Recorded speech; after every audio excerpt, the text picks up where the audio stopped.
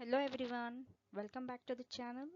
तो आज का टॉपिक है कंपाइलिंग अ सी प्रोग्राम।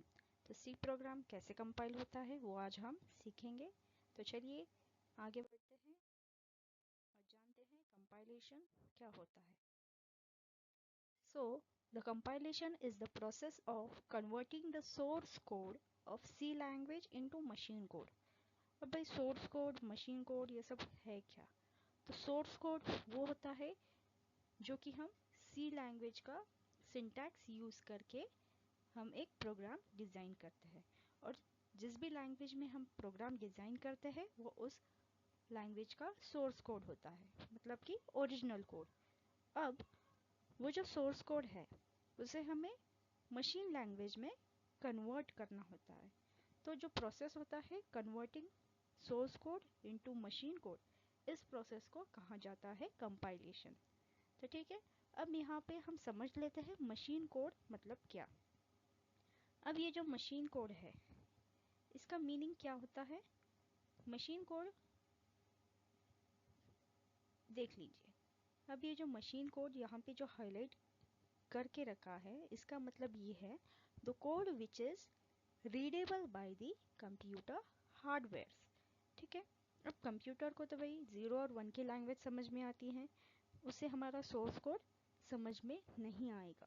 इसीलिए कंपाइलर, इंटरप्रेटर जैसे कंसेप्ट्स प्रोग्रामिंग में इंक्लूडेड है।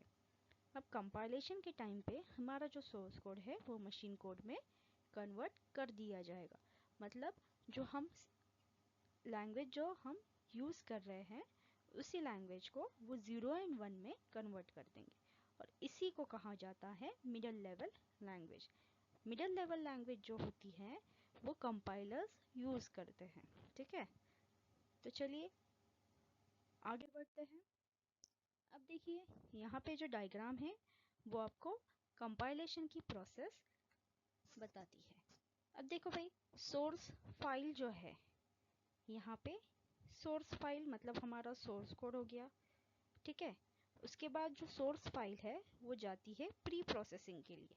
अब प्री प्रोसेसिंग के लिए जब जाती है तो वो प्री प्रोसेस्ड होने के बाद डॉट आई फाइल बन के रेडी हो जाती है।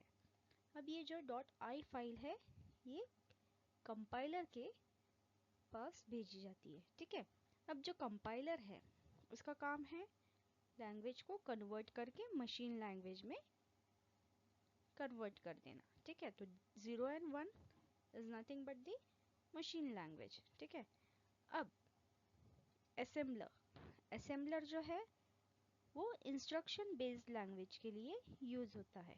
अब सी भी जो है वो इंस्ट्रक्शन बेस्ड लैंग्वेज है, मतलब कि इंस्ट्रक्शंस जो हैं वो फॉलो होते हैं, step by step instructions follow होते हैं, तो वही इंस्ट्रक्शनल लैंग्वेज है। इसी के लिए हम यहाँ पे असेंबलर भी यूज़ करते हैं। अब असेंबली कोड जो है वो डॉट एस फाइल से सेव हो जाती है। असेंबली असेंबल होने के बाद फिर उसका ऑब्जेक्ट कोड बनता है। अब ये जो ऑब्जेक्ट कोड है वो डॉट ओ फाइल जनरेट करके लिंकर के पास भेज दिया जाता है। अब जो लिंकर है वो एक एग्जीक्यूटेबल फाइल रेडी करेगा जिससे कि हमारी फाइल रन होगी। तो ये था पूरा कंपाइलेशन का प्रोसेस। फाइल कंपाइल होने के बाद हम उसे रन करेंगे। ठीक है, तो चलिए आगे देखते हैं। अब देखिए यहाँ पे एक सिंपल सा हेलो वर्ल्ड का प्रोग्राम बताया गया है। अब सिंपल हेलो वर्ल्ड का जो प्रोग्राम है वो कैसे डिज़ाइन करते हैं। अब देखिए यहाँ पे simple C program to display hello world. अब ये जो लिखा है यहाँ पे हैश इंक्लूड stdio.h, यहाँ पे जो हैश इंक्लूड है stdio.h, ये जो stdio.h का मीनिंग है ये एक हेडर फाइल है जो कि यूज़ होती है स्टैंडर्ड इनपुट एंड आउटपुट के लिए। ठीक है, अब ये जो हैश इंक्लूड हेडर फाइल है वो हमने इंक्लूड की है किस चीज़ के लिए? इनपुट एंड आउटपुट प्रोसेस करने के लिए। अब नेक्स्ट है हमें एक फंक्शन चाहिए जो कि हमारा प्रोग्राम रन करेगा। तो यहाँ पे हमने जो फंक्शन लिया है वो है इंट मेन। ठीक है, अब देखो यहाँ पे कमेंट में आप पढ़ सकते हो main function where the execution of the program begins. इसका मतलब ये होता है कि ये जो मेन फंक्शन जो है, यहाँ से हमारा प्रोग्राम का एग्जीक्यूशन स्टार्ट होता है। ठीक है, अब जो मेन फंक्शन है उसके बाद ये कर्ली ब्रैकेट्स यूज किए जाते हैं। ये है एक सी प्रोग्राम का सिंटैक्स। ठीक है, हेडर फाइल स्टेप नंबर 1। ठीक है, उसके बाद आता है मेन फंक्शन स्टेप नंबर 2। जो भी हमें करना है वो मेन फंक्शन के अंदर ही करेंगे। मेन फंक्शन जो है वो फंक्शन ही एग्जीक्यूटेबल होगा, वहीं से हमारा प्रोग्राम स्टार्ट होगा। तो उसके लिए थर्ड जो सिंटैक्स है ये है हमारे कर्ली ब्रैकेट्स। ठीक है, curly bracket open and curly bracket close. अब इसके अंदर हमने प्रिंट एफ फंक्शन लिया है। ठीक है, प्रिंट एफ फंक्शन हमें हेलो वर्ल्ड प्रिंट करने के लिए यूज करेंगे। ठीक है, अब ये जो प्रिंट एफ फंक्शन है ये स्टेटमेंट को प्रिंट करता है। अब यहाँ पे देख लो आप प्रिंट एफ का सिंटैक्स कैसे है।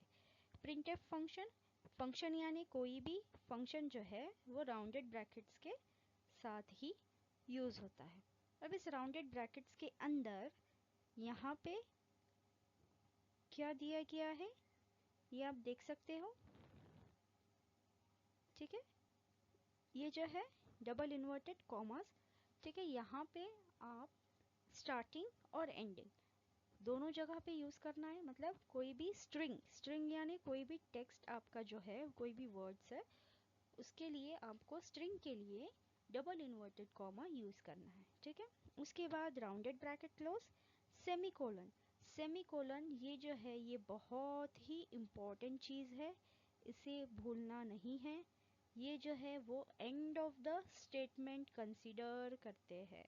ठीक है, जब आप सेमीकोलन देते हो तब कंपाइलर को पता चलता है कि this is the end of the statement और अब हमें नेक्स्ट स्टेटमेंट के ऊपर जंप करना है। ठीक है, अब यहाँ पे रिटर्न जीरो क्यों यूज किया गया है, क्योंकि हमने किस टाइप का फंक्शन यूज किया है, इंट मेन। अब ये जो इंट है, इंट यानी इंटीजर फंक्शन। अब इंटीजर फंक्शन है तो इसे कुछ ना कुछ रिटर्न करना पड़ता है। ठीक है, तो हमने इंटीजर फंक्शन यूज किया है, मतलब इंट मेन, इस वजह से हमें रिटर्न 0 करना है। आप चाहे कुछ भी रिटर्न कर सकते हो।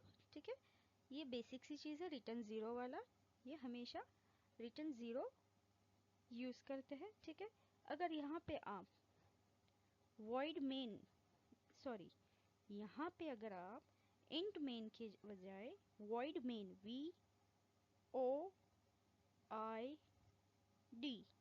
void main यूज कर रहे हो तो आपको रिटर्न करने की कोई भी ज़रूरत नहीं है। और लास्ट में आपका स्टेप नंबर 6 जो है वो है कर्ली ब्रैकेट क्लोज। तो इस तरीके से हम सी प्रोग्राम डिज़ाइन करते हैं। ठीक है, अब ये जो सी प्रोग्राम है इसको हम कंपाइल और रन करने के बाद आपको जो आउटपुट मिलेगा वो इस टाइप का कुछ आउटपुट आएगा। ठीक है, हेलो वर्ल्ड।